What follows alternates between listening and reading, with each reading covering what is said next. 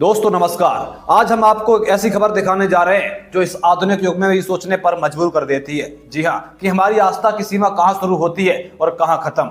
मामला मैनपुरी के कुरा थाना क्षेत्र के गांव पोंदला से जुड़ा हुआ है। कुछ दिनों पहले एक मासूम बच्ची ने घोषणा की थी कि उस पर देवी की छत्र छाया है और वह 15 दिनों के भीतर समाधि लेने जा रही है।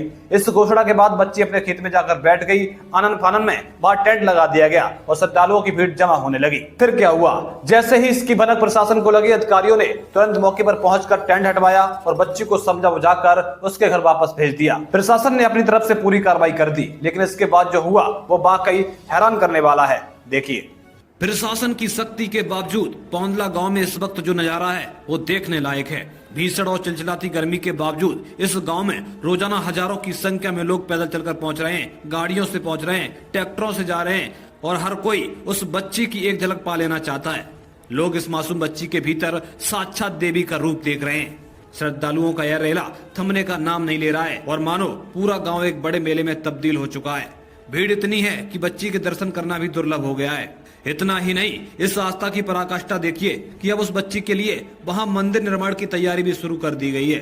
दूर दूर से आ रहे भक्त अपनी मनते लेकर पहुंच रहे हैं। भारी चढ़ावा चढ़ाया जा रहा है और चारों तरफ जयकारे गूंज रहे हैं। आपको बता दूं, लोगों का अटूट विश्वास है कि इस बच्ची पर दैवी कृपा है, लेकिन सिक्के का दूसरा पहलू भी है जिसे नजरअंदाज नहीं किया जा सकता। अब सवाल यह उठता है कि इसे आस्था कहें या अंधविश्वास।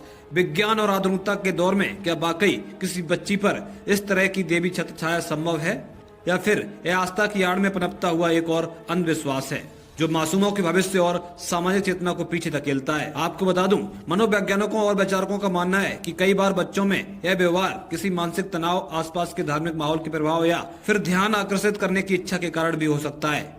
आस्था अपनी जगह है, लेकिन बिना सोचे समझे किसी बच्ची को देवी का रूप मानकर मंदिर बना देना और चढ़ावा चढ़ाना अंधविश्वास को बढ़ावा देने जैसा है। प्रशासन के सामने भी अब चुनौती बड़ी है, क्योंकि एक तरफ कानून व्यवस्था है और दूसरी तरफ हजारों लोगों की धार्मिक भावनाएं।